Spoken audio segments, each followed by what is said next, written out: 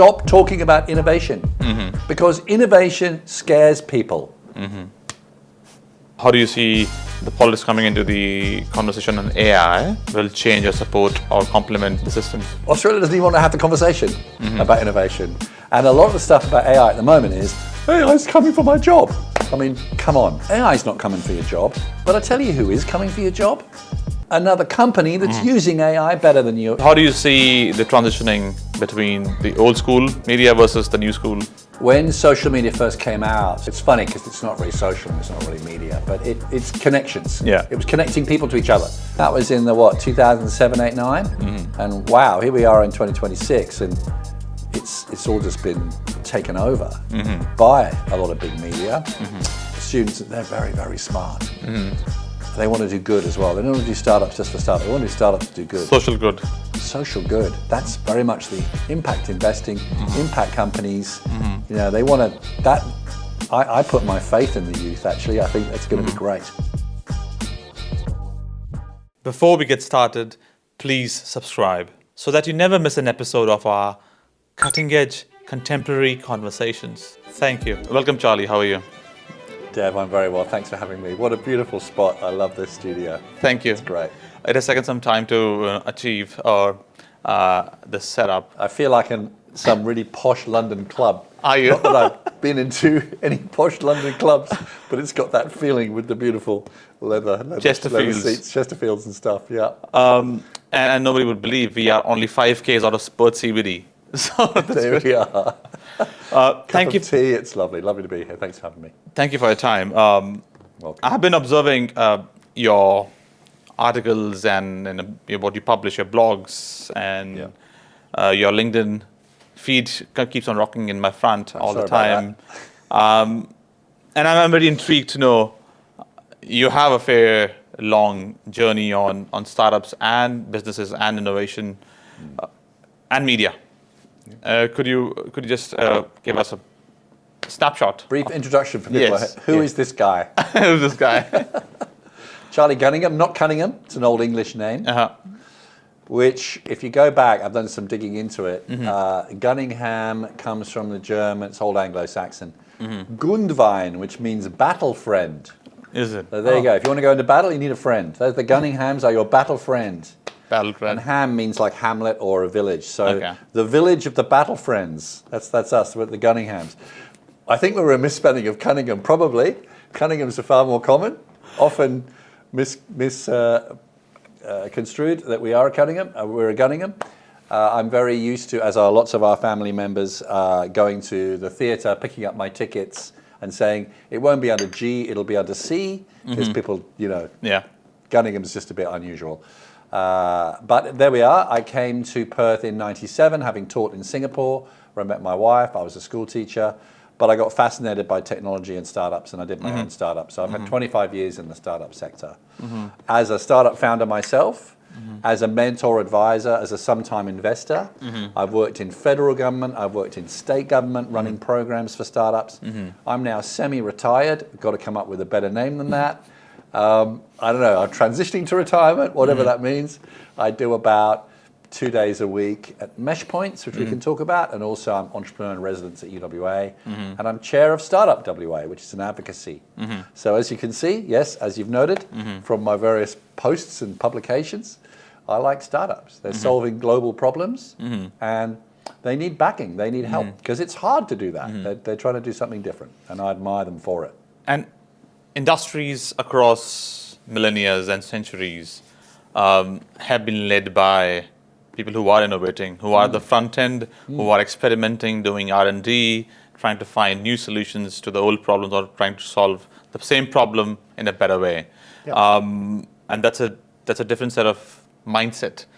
Can you talk to the mindset of an innovator or a researcher or somebody who does the front end work for the whole humanity to find better solutions? Well, let's talk about the startup founder. So the startup founder has normally seen a problem that maybe other people have missed or people have tried to solve and haven't been able to.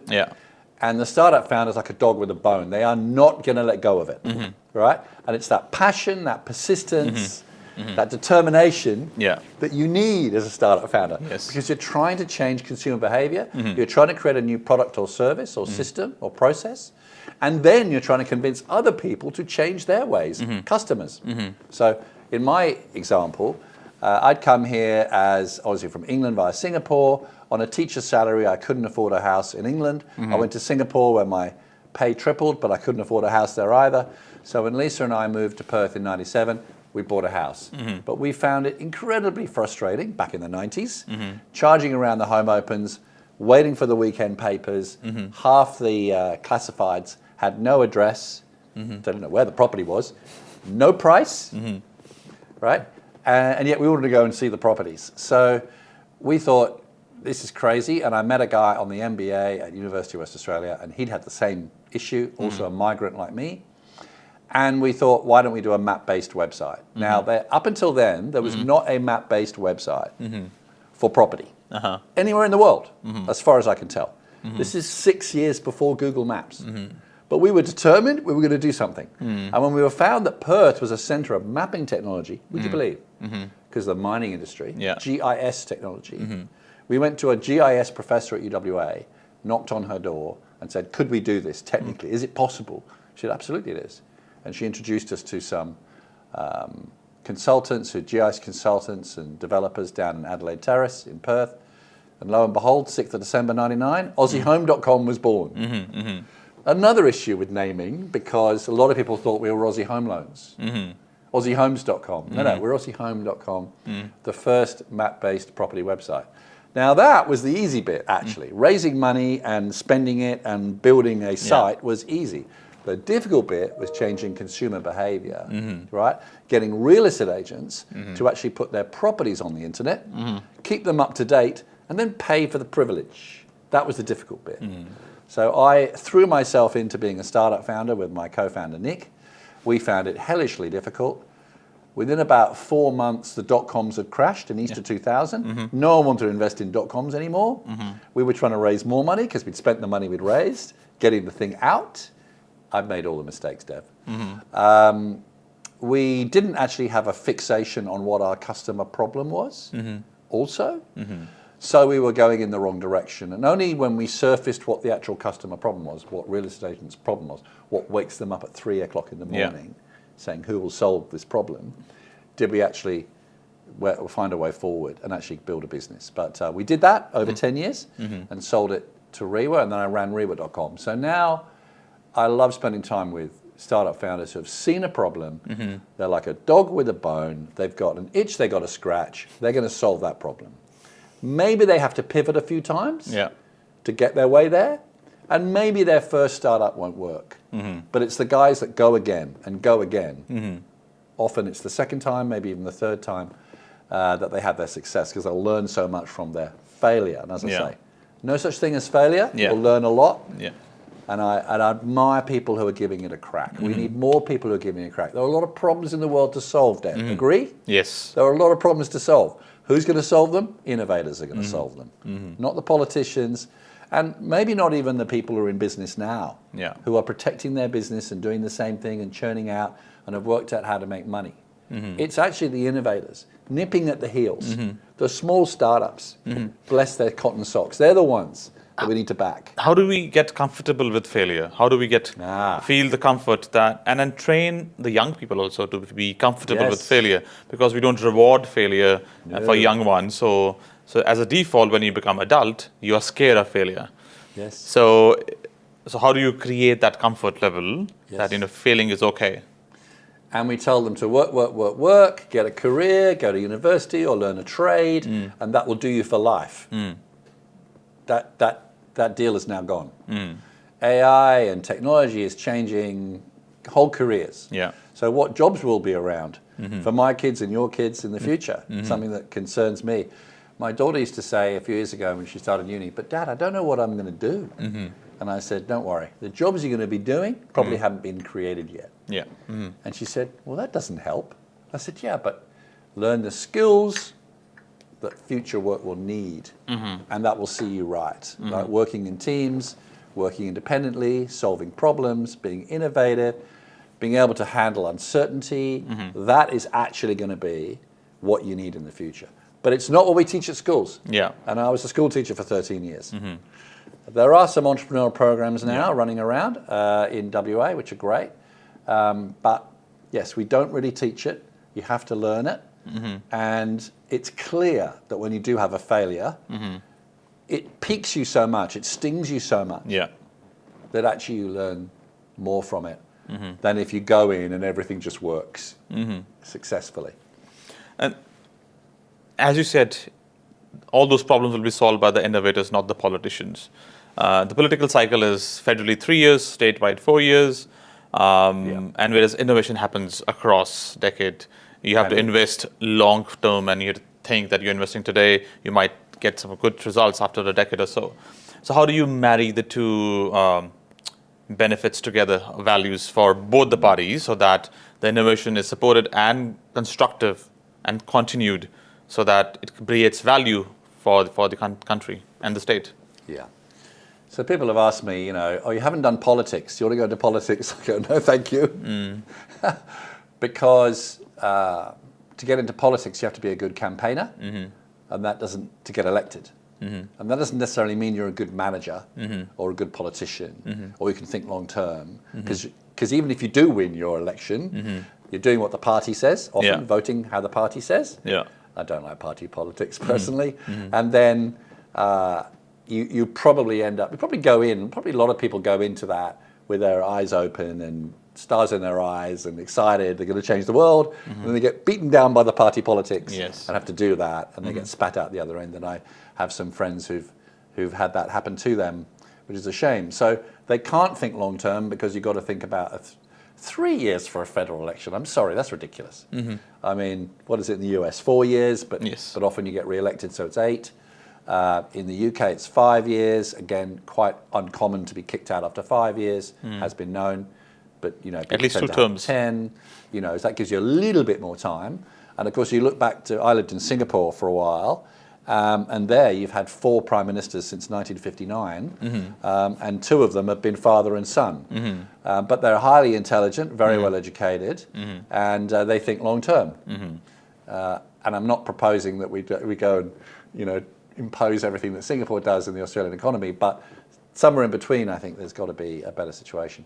And as for innovation, yes, that can happen over long cycles, but often, they say fail fast. If you're going to fail fast, and recycle the capital, the human materials into something that is going to work.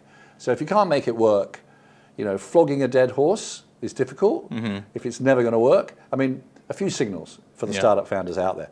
If the race has already been won, you're probably not going to win it. So I find quite a few startups have not really done a proper market search. Someone comes to me with an app, and I go, there's about 20 apps, and I've done a quick Google search that do the same thing. They're already out there, they're fairly big. How are you going to win the race that's already been won, right? Bit difficult. If you're not solving a problem for a customer, and the customer's not going to pay you to solve the problem, there's probably no business. So find a customer who has a problem so deep that they will pay you to solve the problem. That's moving you in the right direction. Don't fall in love with your product. If you fall in love with your product, the worst salesperson falls in love with their product. Don't fall in love with their product. Fall in love with the problem you're solving for your customer. If you do that, keep fixated on that, you're going in the right direction. Because only then will they pay you money, and only if they pay you money might you have a business. And then we got the whole social impact. Increasingly, I'm finding younger startup founders want to make a social impact. They want to do good. Can we use AI for good? Not just efficiency and getting rid of lots of staff. Can we solve problems in the world using AI, cancer or whatever? Can we do this? So, I don't know if I've answered your question, but certainly failing fast can be good. Recycling and having another go, or stepping away and coming back. Increasingly, I'm entrepreneur in residence now at UWA. I'm finding that students increasingly want to do a startup or have a startup idea or want to work in a startup. Maybe not straight away, but they'd like to have a chance at it. And they don't necessarily want to go down the traditional route of, I'll get my law degree, I'll get my accounting degree, and then I'll be a lawyer or an accountant. Many will. I think more and more, I think this is a trend, are going to want to do something themselves because they feel, I want to solve that problem. Also, it'll actually give me more security, not less, because I'll be running my own business. Could you also give your views on the state ecosystem of the startups in WA? And then if you can draw a comparison between Western Australian startup ecosystem versus Queensland, New South Wales and Victoria. Sure. So the startup ecosystem includes not just startups, and I suppose I should define what a startup is, but it includes advisors, board members, investors, corporates who become clients, government, universities. It's a whole ecosystem, not just the startups. And people ask me, why do you keep banging on about startups? What separates a startup from a normal SME, small and medium enterprise, is scalability. They can scale very fast. That makes them very interesting. If you think about our business, we had real estate agents as clients. Now, it took us about a year and a half to get cash flow positive, right? So typical for a small business, maybe. Takes a while, right? To build up a business and get enough cash coming in to pay all the bills, cash flow positive. That was about 75 real estate agents, offices, right? 75. Every one we put on from then on was pure profit. They paid us a monthly or quarterly bill, and we hosted their website, did other things for them, right? And money kept coming in. But our cost didn't rise. So that's what I mean by scalability. Our website, AussieHome.com, was lines of code, infinitely scalable, right? Every new client that came on, we gave them a username and password, they loaded the properties on, and we sent them an invoice. Makes it sound easy, but we had to change their behavior. We had to get 75 offices on. That took about a year and a half. Once we got to there, every new one on is pure profit, pretty much. It's a negligible cost of having increasing customers. So that's why I'm interested in startups. What is the startup community like in West Australia? It's small but emerging fast, I would say. So we have about, as far as we can tell, 2,500 startups in Perth, right? And we have quite a few in the regions as well, where 20% of West Australians live. So there are startups there too. 2,500 startups, collectively worth about $12 billion if you add them all up. But a dozen of those account for most of that valuation. A dozen of them, Health Engine and others, are worth over 10 million or even in some cases 100 million, right? We had one just last week, a scale-up exit for 60 million. Complete Home Filtration was bought by an American company. That's only 8 years old. She's been scaling up using point-of-entry home filtration units. So a physical unit, you plug into your water mains, and now you've got filtered water, right? This was like a whole created new industry that Suzanne Dodds and Complete Home Filtration created. She came out of the MBA at UWA. That's where I met her. She started up in about 2018. 8 years on, she exits for 50, 60 million. Fantastic, reportedly. And she's done incredibly well with her husband, Tim, to build up that business all around Australia. Right? Really exciting. Or take Canva, the obvious WA, right? 2012 started up. I remember meeting Mel and Cliff back in 2009, 10. They were doing Fusion books, online school yearbooks, the precursor to what became Canva. 2011, I met her. She was trying to raise money and get for this new idea, which didn't even have the name Canva. 2012, she starts up. It's now worth 60 billion. Like, you could not do that in previous generations. You're right. Our parents, their parents, could not create a $60 billion business in eight or 10 years and have an exit like Suzanne's done. So that's what makes it exciting. That's what makes it interesting. Unfortunately, for the WA, but maybe not for Australia, Canva left within a year.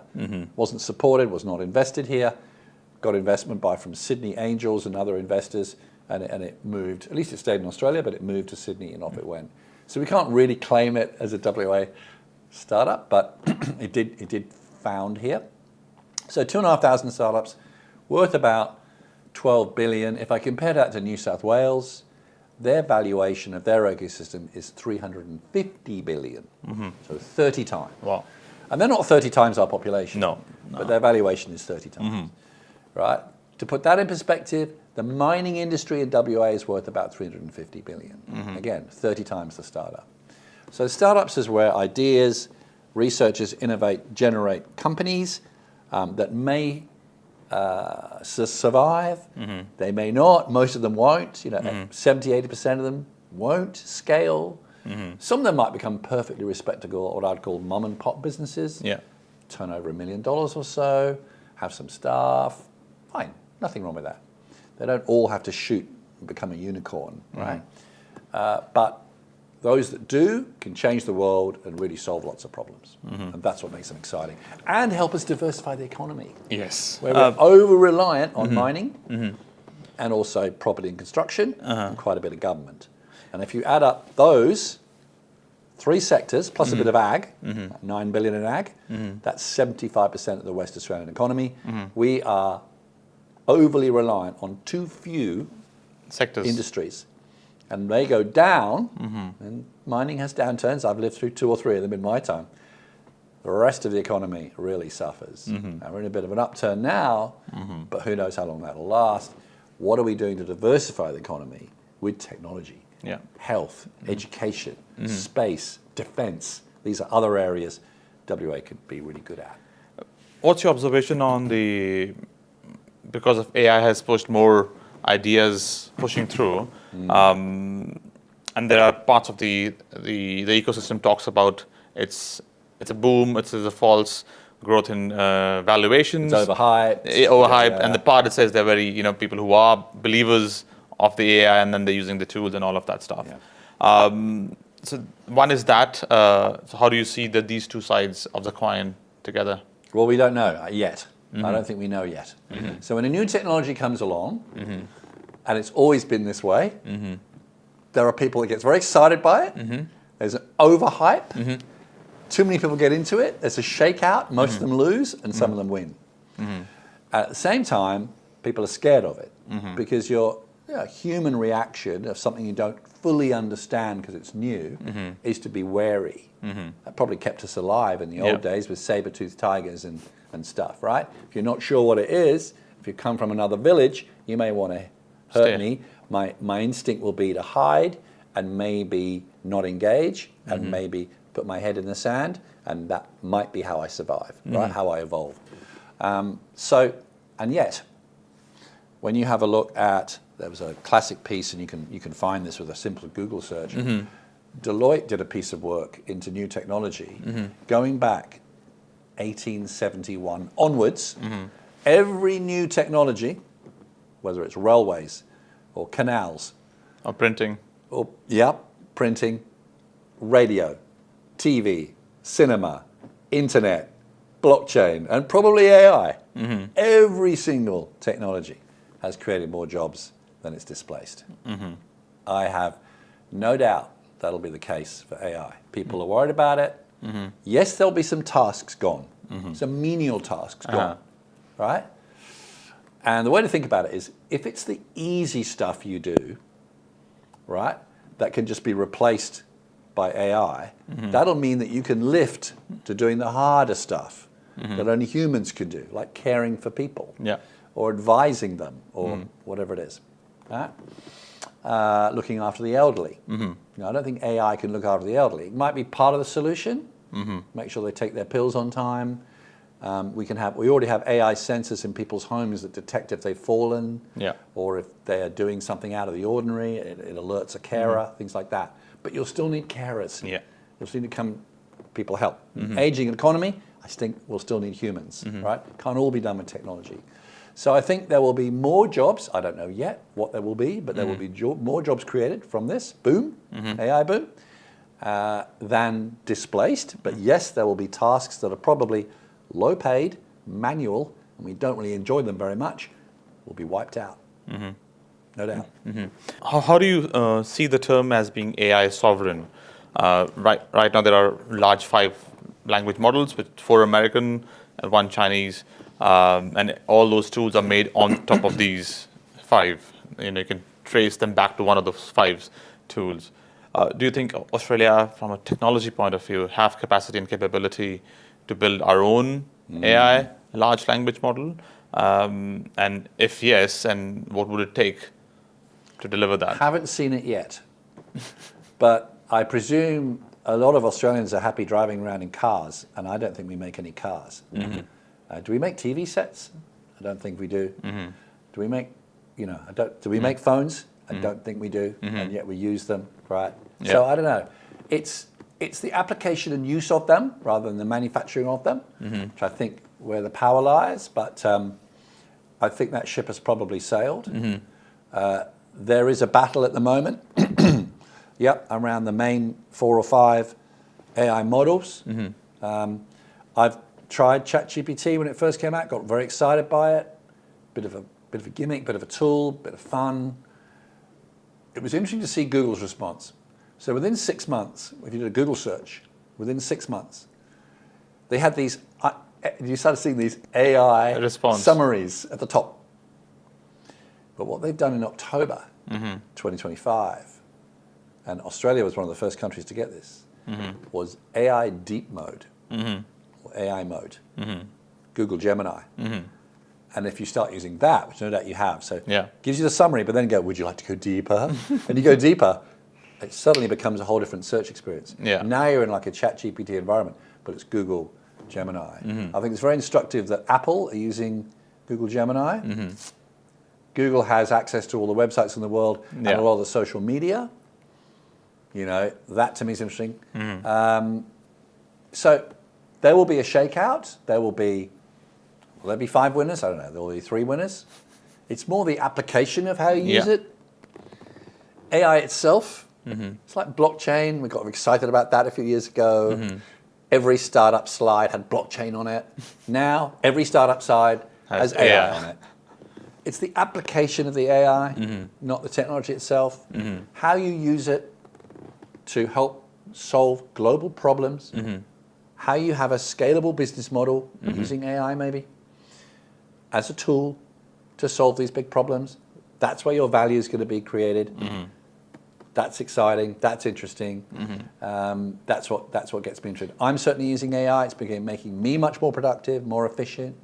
The one I use is Gemini. I find that really, really interesting. But I've had a look at Claude and the others, and that's just the one at the moment I'm using that I find very powerful. And it makes me so much more productive and efficient. Gives me more time off. The stuff that is very, very menial and boring, Gemini helps me so much.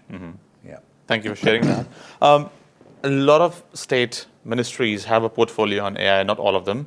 A lot of ministers have a portfolio of AI and broader tech portfolio and then AI portfolio specifically. And then federally also in the shadow ministry, we have an AI portfolio. How do you see involvement of politics to be, the politics of AI essentially? How do you see the politics coming into the conversation on AI will change or support or complement the systems? So politicians, bless them, they're all a bit behind. They're catching up. Do we have an AI minister in WA? Shadow. No, we don't have. We have an innovation minister. No, we don't have WA. In South Australia, we have. Okay. And they've tried various things. We've had like chief entrepreneurs. But I don't think at the moment, I think I'm right in saying, any state has a chief entrepreneur. They have a chief scientist, don't have a chief entrepreneur. South Australia and Queensland did have one. South Australia has now got rid of theirs. Queensland hasn't reappointed one. So I don't think there is one. So do we need a chief AI minister? I don't know, maybe. It comes under innovation. Quite important. I worked for the federal government for about 2 or 3 years on a grant program. When I think Turnbull was Prime Minister, then it switched to Morrison, and they took the word innovation out of the department. They took the word innovation out of the department when it switched from Turnbull to Morrison. And in Turnbull's autobiography, he said there were people on his side, liberals on his side, that told him to stop talking about innovation because innovation scares people. Here we have the first Prime Minister who's actually made money in tech, who gets it, who talked about the ideas boom, right? Who put in some good things in this area. They got rid of him and they told him, can you stop talking about innovation, please? So Australia doesn't even want to have the conversation about innovation. And a lot of the stuff about AI at the moment is, AI is coming for my job. I mean, come on. Other countries, Singapore, US, UK, Germany, everywhere, seems to have had this conversation. It's now talking about how you use it. The genie's out of the bottle. You can't put it back in the bottle. No. How we're going to use it, how you're going to deploy it, because AI's not coming for your job. But I tell you who is coming for your job. Another company that's using AI better than your company is. That could wipe out your company and your jobs, right? So let's get into it. Politicians, what can they do? They can set the settings. They can lead, right? And then walk away. But ultimately, the power is in these massive multinational companies. And we saw that, didn't we? When Google was being had to pay some fines or some Australian fees to media companies, right? That was negotiated with the previous Liberal government. So they were having to pay some millions of dollars to these media companies because they were basically, Google was taking all the news, putting it on Google News, which they did not pay for, and earning some advertising dollars. So part of that had to go back to the media companies. Seemed like a sensible suggestion. And when that finished, Google said, we're not paying anymore. And what's happened? Like, I worked in media. It's really, really tough. Media's been hollowed out. Media now seems to be shouting for attention. That's media. Screaming headlines and three-word slogans that politicians come up with. That's our limited attention span. It's a bit worrying. Going on to media, your observation on media. Do you think the title given so-called mainstream media or the television, the mainstream channels 7, 9, 10, Sky, 8, in the advent of the new age form of consumption of media through all social media channels, people are producing content in many ways. There are people who are producing news-based content and giving editorial views through interviews, and but they're more longer form or short form as well. Super short form, 20 seconds, or super long form, 3 hours. So how do you see the transitioning between the old school media versus the new school? Constant battle that we're in the middle of at the moment. When social media first came out, it's funny because it's not very social and it's not really media, but it's connections. It was connecting people to each other. I was a bit naive and excited. I thought, this can reduce the power of Murdoch Press and Fairfax, which is basically telling us what its overlords want to hear. It's curating and telling us what we need to know in their biased ways, according to what the editor is doing.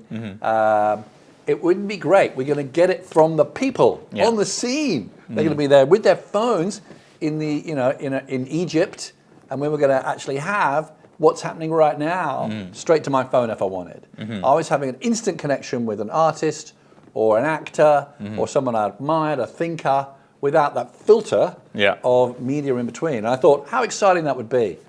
And that was in the 2007, 8, 9? And wow, here we are in 2026, and it's all just been taken over by a lot of big media. It means now that people will find the news that they like. They won't listen to the news they don't like. They're in their little bubble. The echo chamber. The echo chamber. And the algorithm will feed I'm really the same. always, sometimes, am I in my own echo chamber? You know, my little trendy central left echo chamber, progressive politics chamber, because that's my chamber. And is the algorithm just giving me stuff that I enjoy on my Instagram reels and everything else I'm listening to? So one thing about a newspaper, it actually makes you, whether it's a printed one or not, hopefully a balanced view. I mean, we know that some of them are slight right-wing or left-wing, but if you can find something sort of in the middle, and I would argue that ABC and BBC and things sort of thing still try and do that as best they can, have a variety, then you are going to come across stuff that you would not otherwise come across, and that's good. I'm worried about, at the moment, the thing that annoys me most is politicians, mainly populist politicians, who are literally spouting lies, anti-climate science. I mean, how anyone can still argue against the world is warming up and humans have got something to do with it. I mean, there's just the data over 150, 200 years just shows you this. And we're having, 8 of the hottest summers ever have been in the last 10 years globally, or whatever it is. Clearly that's there. And there's still people who deny that. And we have some of the solutions. So rather than arguing about the facts, can we stop arguing about facts? Let's solve a problem. Let's argue about solutions. Fine. Should we do it this way or this way? Fine. Let's not go back there. right? So, and let's not blame these people for that, which has got nothing to do with immigrants or whatever. Nothing. Let's look at our problems head on. Let's try and argue about what the best solutions are. Technology can always exceed or accelerate your solution towards, if they are efficient, they can solve the problem much faster than what you would have solved with the older technology. So if investing in new technology is part of the solution, that could intensify that. Going again on a bit further on the media side of it, what kind of media do you consume on a regular basis? One is the Reels format, your echo chamber on your phone, which has carved for you. Instagram has carved for your style and what you like. But in terms of broad media, what kind of media do you consume? Yeah, so it's actually a bit difficult in Australia because I think the print media has been hollowed out. And I worked in the last remaining independently owned business media in Australia, which is Business News. And I went in as a digital manager and became CEO and got it to a stage where it was actually publishing a print, literally ink came off on your hands, weekly print, right? Which only maybe 2,000 or 5,000 people read at most a week. Most of them didn't have time to get it out of the cellophane before the next one arrived. And yet we had 50,000 people look at a daily email with just the news of the day. And we had to convince the editorial team and take them on a journey that actually this is where people are getting their news. You've got to write for this. This is where actually 80% of your readership is, if not 90%. But print still has a value. So we made the print go to full color gloss. We made it fortnightly.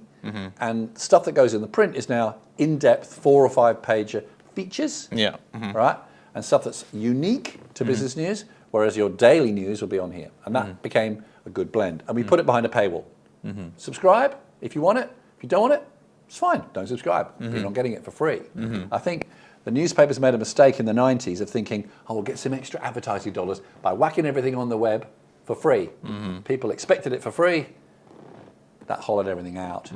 The classifieds went online, right? So they're rivers of gold, the classified income, the real estate income, the car ads, the job ads, the boat ads. They all went on seek.com.au. They went on realestate.com.au. They went on, what was the other one? I said cars, jobs. Car sales. Carsales.com.au. They're all leaked away from the newspaper. They went onto those platforms. The classifieds slimmed, and these rivers of gold dried up for the media, and they're being hollowed out. So what do they do now? They're screaming headlines. They're going into their echo chambers, and they're trying to hold on to the subscribers they've got. What I liked about Business News is it had a niche business audience, and they've grown that. And they're now investing in journalism, and they've got more and more staff, and they're making more money by being true and really carving out a very good niche. So that I've been in that myself, part of it. I mean, I left them in 2017, so I can't really claim glory, but what they've gone on to do is fantastic. I'm worried about the rest of the media. I'm worried about people get their information. I'm very worried about this post-truth economy, post-truth media. People just spout rubbish. And they don't get pulled up on it. I mean, 10, 20 years ago, you'd just be laughed at. There's no way. You'd have to resign in disgrace. But now they just spout anything. And because they've got a certain core that'll always believe them, and they're fed this stuff by algorithms, they get away with it. And it's enough to get elected. In some electoral systems, you need, 34, 36% of the vote? You're right. Of those who vote. So it's probably only about 25% of the population, and you're in power. And with the... I went on a bit of a rant then. Sorry, did I go that's good. No, you were on point. I just wanted to continue on that. On media. On media only. It's so easy to be viral on social. The magic sauce is essentially if you can show anger and then look into the camera and speak fairly confidently on facts and figures. If they're right or wrong doesn't make a difference. But if you can show anger every day, and you can publish 1 or 2 videos, 3 videos a day with anger, Yes. The algorithm will support you, go viral. Especially if you like it. It'll say, oh, you like that, here's more of it. Yeah. And I didn't answer your question because you asked me where do I get my media from. But increasingly podcasts. And ones I like, for example, is The Rest is Politics, which is two people from either side of politics. A former Conservative MP and a former Labour spin guy, They're both communications guy. But they agree disagreeably. Yeah. And on the Iran war, the recent one I read, they actually had a bit of a go at each other. It's the first time they got quite angry. And they sort of apologised afterwards, but they're coming from a good place, right?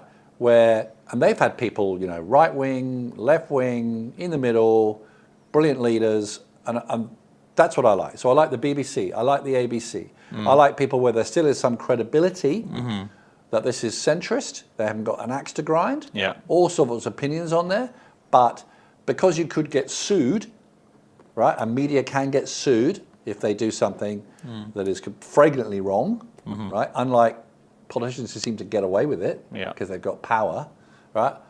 Then a lot of the people in the mainstream media are held to a certain account. There is journalism in there still, just about clinging on by its fingernails, that they do have to make sure there is truth in this story. They cannot go out with one source. They've got to have 2 or 3 sources verifying that this story is true, and they will put it out there. And if it's wrong, they have to apologise. They could get sued. There could be consequences for it.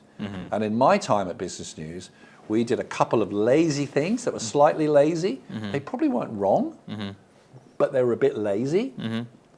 And we had to pay the consequences for that. And that sort of thing used to keep me up at night because you're publishing stuff a lot and you're trying to break stories. And you might not always get it with the best intentions right, but there are consequences if you get it wrong, right? So that, to me, I hope that continues. That there is still going to be a mainstream media. There's still going to be the blogging. There's still going to be the TikTok influencers. There's going to be the podcasts. And I try and get a variety of views. I'm probably in my own echo chamber, but I try. I mean, I won't listen to Fox News. I'm sorry. It's just, I can't. I know some people, friends of mine do. I just would throw things at the TV. I mean, it's just, I can't do it. Can't do it, Dev. And equally, if it was way on the left and nonsense, lefty stuff, I'm sorry. That if you're just betraying facts, like I like different opinions. Come at me with a great new policy to solve climate change, but don't go off about how climate change is some Chinese made-up thing and the lefties are going onto it. Don't do that. Let's discuss how logic to and solve rational, it. And let's not be anti-renewables if that could be part of the solution. We're not dropping coal tomorrow. Coal's going to be around for a bit. Oil and gas are going to be around a bit. That is going to give us some time to grow renewables. It's always good to have are a cheaper form of power. It's always good to have a solution to be a portfolio of energy sources rather than one source of energy. So it's always good to do that. It's a more logical. A portfolio of sources from media as well. So you're getting different information and making up your own mind. And how do you see, but still there are, more often than not for the younger generation, they are consuming short form media as well. And the post-truth economy and disinformation all the time. So how do you, in the next election, we'll have a lot of young people will be eligible to vote. Because representing democracy functions if people are well-read, understanding who they're voting for and why they're voting for.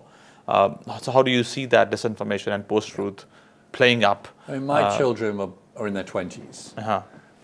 They're finishing off university this year and next year. They'll be looking for jobs.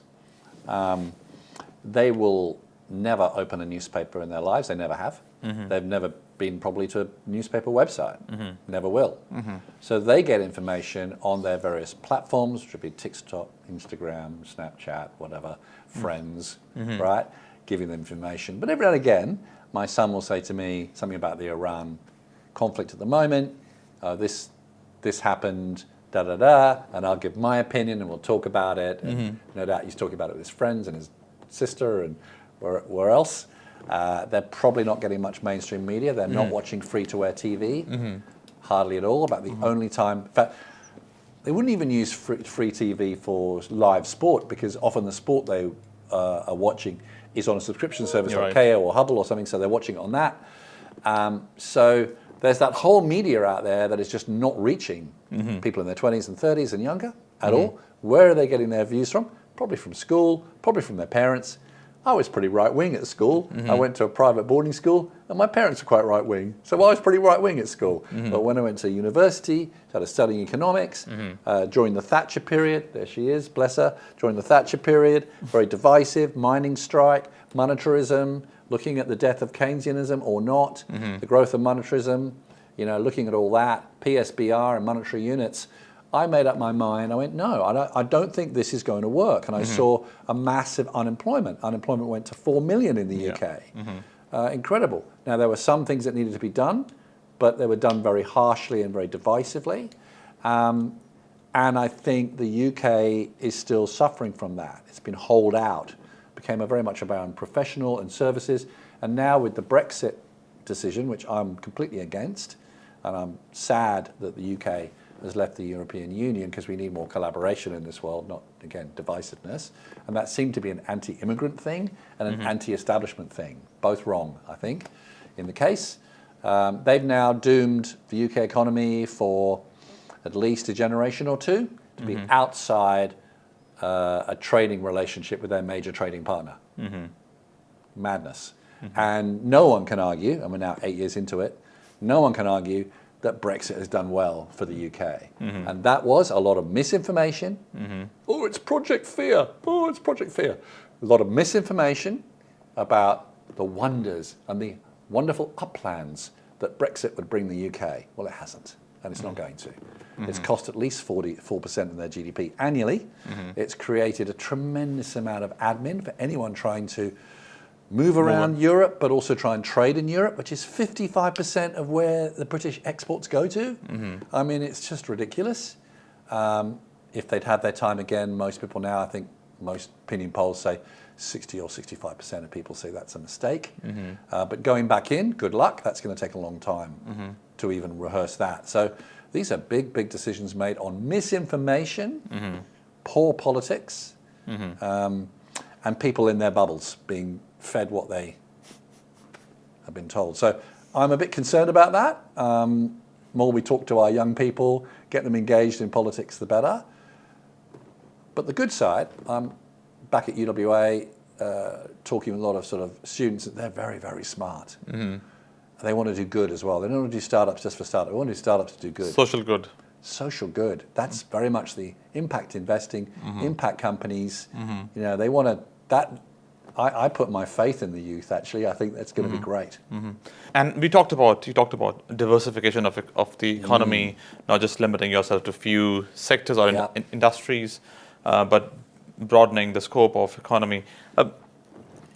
If you can draw a picture of what triggers or what elements do you need in that magic sauce to create a fledgling, more thriving industries and multiple of them, more of them, what are those indicators and what are those ingredients of that magic sauce to create that multi-sector economy? You need 5 actors, 5 actors to all be engaged. If you only had 1 or 2 of these actors, it won't work. So to create a diversified, innovative economy, and this is coming from MIT. So I was fortunate enough in 2022, 2023, when I was in state government, to be on a team of about a dozen, 14 people that went to MIT in Boston, Massachusetts, and go through a 2-year program with them called the Regional Entrepreneurship Acceleration Program, or REAP. And you cannot even get on this program unless you pay them the money. And fortunately, the corporates involved paid the fee. That was nice of them. You've got to have corporate innovators. You've got to have entrepreneurs. You've got to have investors. You've got to have universities. And you've got to have government. And unless you have all those 5 engaged, you can't even get on the program. Because, as they will say, if you want to grow an innovative economy in the future, you need all 5 engaged. So it's not enough to have government, but you need government. Government needs to lead on AI, on innovation, not just be a follower, worrying about it and then catching up later. It does need to lead. I hear a lot of people say, oh, the government shouldn't pick winners. Disagree. Government should pick winners. Can't do everything. And in fact, the state government has put out a policy called Diversified WA, where it has picked winners. It's picked 8 sectors of the economy: defence, medtech, space, etc. Go and have a look. Education, tourism, right? Where we can, beyond mining. Yeah. We're not going to shut down mining tomorrow, but got the mining sector, does very well. Yeah. But where else can we have a comparative advantage and do well in? There's the 8. So just go and look up Diversified WA. Universities get behind it, corporates get behind it, innovators get behind it, investors get behind it. Now, we haven't talked about investors. There is no problem with money in WA. Okay. The government has money, 6 or 7 years of surpluses, they've got money. No problem. Often you're talking to government, oh, we've got no money. Oh, we have to give money there, we have to take it away from there. No, you've got budget surpluses, right? Your job as a government is to spend that money. That's our money. If you're not going to spend it, can you cut our taxes, please? And start with payroll tax. To start with. Insidious tax. Yes. It's a tax on jobs. Yes. Get rid of it, right? Tax on growth. Yeah. So, government's important. Lay down the foundation. These are the 8 sectors. And then they've got to look at those sectors and go, what can we do without stepping on things, but what can we do to accelerate investors into this sector, right? To get corporates in this sector helping, to get entrepreneurs into this sector, maybe university research into this sector, etc. So investors, where have they made their money in WA? They've made it in mining and they've made it in property. We have 2 billionaires in WA, both in mining. Do we have a tech billionaire? Nope. Do we have a health billionaire or a tourism billionaire? No, we don't. Maybe multi-millionaires, done quite well. But these sort of sectors, we need to somehow derive more investment into these sectors. We need to go at these sectors. We can be good at these sectors. The government believes, done a lot of work on it. I'm not going to disagree. I would say also the tech sector. We are a great place to live. We are an amazing time zone, right? We've only got 2.8 million in WA, but if you look north in the same time zone, we have 650 million people in Southeast Asia alone, an emerging middle class, digital natives, wanting to buy stuff, right? They get it. Why would we not use that market, right? Number one. And then you've got 1 billion plus in China. And by the way, I go down and look at the sunset at Cottesloe Beach or at Scarborough Beach or somewhere, or City Beach. What is the ocean called? The Indian Ocean. It gives you a clue that over that ocean is a massive, massive economy, India, right? We've got that on our doorstep. We've got Japan, we've got Indonesia, 350 million people. I mean, we've got all this around us, amazing opportunity, and you wait till Africa gets going, which might be later, but that's right there as well. So goodness me, we've got opportunity. So I would look to investors to look at their portfolio and go, all right, got my mining, got my property, got my ASX, got some global stocks, got this and the other. Over here, can we invest in some of these new industries? What am I doing in these sectors? What am I doing in tech? Great place to live. Let's attract some great entrepreneurs. We already do. To live here. They want to stay here. Amazing time zone. We've got lots of space. We got wind. We got solar, right?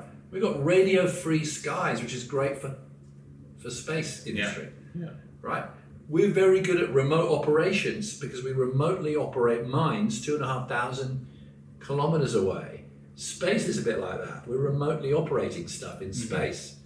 We have apparently more people, ex-NASA people in Perth than any other city outside the US, right? They come here, they're very impressed by our remote ops. There's all sorts of things we could do. So let's have investors look at the space, let's have government lead, let's get corporates involved, let's get universities involved, researchers involved, right? Perfect. In conclusion, I want you to, for a startup founder who had failed probably a couple of times, and has hit the plateau of no more experiments, or so what's the message for that one who has failed at least 2 or 3 times and has hit a plateau? He or she, apologies. And International Women's Day just a few days ago, a terrifying statistic: only 2% of global venture capital goes to female-founded startups. And yet, when you look at the stats, female founders, as a general rule, do better than male founders. And certainly a mixed team of male and female is also very good. So let's make sure we get a diverse, right, including migrants, people from different backgrounds, because that's how better decisions are made. So to the startup founder out there who's failed a couple of times, or maybe failed to launch, right, I would say if you have identified a customer problem, right, that maybe other people have seen and looked beyond and ignored, but you've seen it and you go, and you maybe experienced it yourself and you go, that's an itch I want to scratch. I'm a dog with a bone. I'm going to go and sort that out, because you'll need that patience and persistence, like what I said right at the very beginning. Then go into the ecosystem, find people, talk about it, do your research, right? Come and have a coffee with me. I'll pay for the coffee. There's lots of people who are mentor and advise and are happy to do so. I've made all the mistakes. I've got all the scars, got the badge, got the t-shirt, the DVD, made all the mistakes, Dev, and I probably still do. But I love meeting startups and giving them some advice, listening to their stories and going, right, who can I connect them to? Who can, maybe I can't add value to this idea, but maybe I know someone who could, that they can meet. So meet people, get introduced to other people, surface the idea, discuss the idea, keep it moving forward, but also have the presence of mind to have the judgment. No, it's not going to work. Maybe it's too early. Being wrong feels a bit like being early. Being early feels a little like being wrong. Am I too early or am I wrong? Maybe I'm early. Maybe I'll park it for a while. Maybe I'll pivot to something else that'll solve the customer problem, right? Or maybe it's not going to be for me. Or maybe I need this person to add value to it, and then it'll take off. But go out into the ecosystem, and your question might be, how? How do I do that? There's various resources on the internet that you can go to. Obviously, with my chair of Startup WA hat on, we have a whole area called resources on startupwa.org where you can pull down, and there's good little places where you can dive into the ecosystem. Going, Perth Morning Startup, go to that. It's live streamed, it's recorded. Deal Room, go and look at wa.dealroom.com. Go and look at the WA Innovation Navigator, where there's a cute little bot called the Quokka bot, where you can ask it questions, saying, I'm an agtech, I've got an agtech idea. Where should I go in Perth? I'm in Port Hedland, I've got the really cool technology of the mining industry. Who should I talk to? Right? Go and ask the Quokka bot, the cutest AI bot you'll ever know. Cute little Quokka with a hat on, right? Go and ask it, and go and meet people and talk your idea out. It gets better the more people you talk to, the more people have input into it. Thank you, Charlie, for your time. Dev, it's been an absolute pleasure. Thank you.